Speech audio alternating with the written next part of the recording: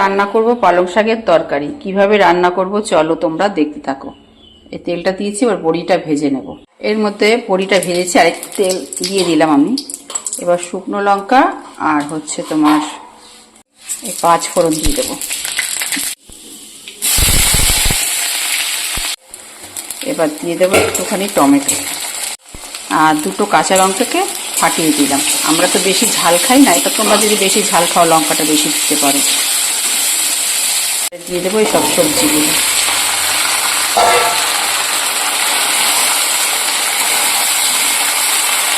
এবার আমি দিয়ে দিলাম নুন, হলুদ, এক এক করে সব মশলা দিয়ে দেবো। এবার এক এক করে দিয়ে দেবো আদা কুচি, আর এটা হচ্ছে তোমার ধনের গুঁড়ো, আর একটুখানি দেবো জিরের গুঁড়ো।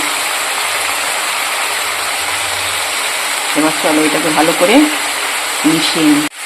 এবার এই সব মশলাগুলো দিয়ে ভালো করে এটাকে কষাতে হবে। দেখো পালং শাকটা আমার হয়ে গেছে। এই যে বড়ি দিয়ে দিয়েছি, ভেজে রেখেছিলাম যে বড়িটা। এবার এটাকে নামিয়ে নেব।